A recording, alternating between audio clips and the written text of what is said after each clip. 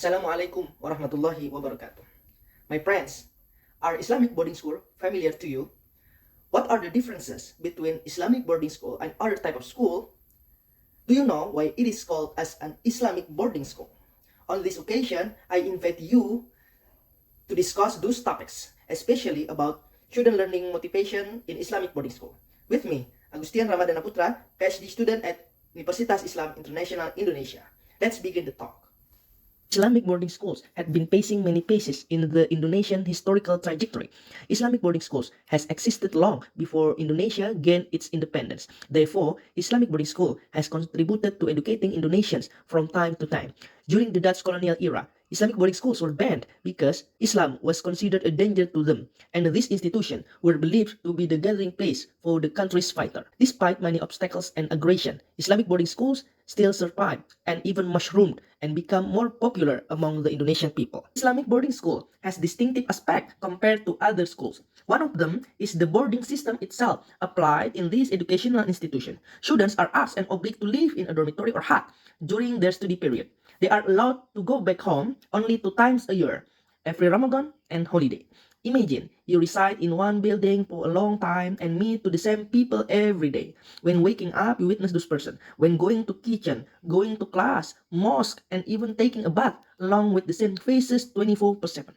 In that kind of environment, peer might influence student performance in their learning, either positive or negative. If students do not have strong leadership within themselves, they are going to be taken over and dominated by friends.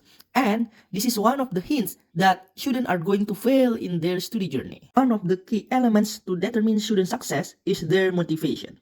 Motivation is the driving force behind our action and behavior.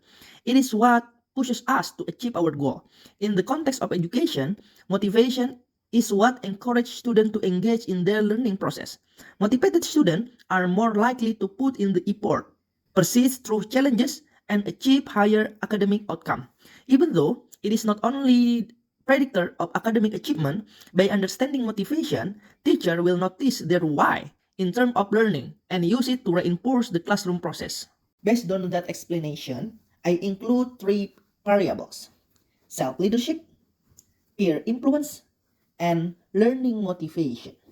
By employing SPSS version 25, this is what I figured out. Pay attention to the significance rate. Whereas self-leadership score almost hit the requirement, only peer influence has a significant effect on learning motivation among Islamic boarding school students. Through my analysis, I proved that student learning motivation in Islamic boarding school is highly influenced by peer.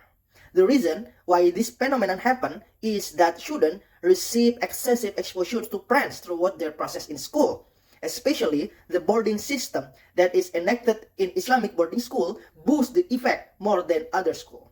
Even though we admit that peer influence can also be positive, like collaboration and knowledge sharing. But teacher should identify and mitigate negative side of peer influence in the context of Islamic boarding school. Therefore, I invite other experts to delve into these topics.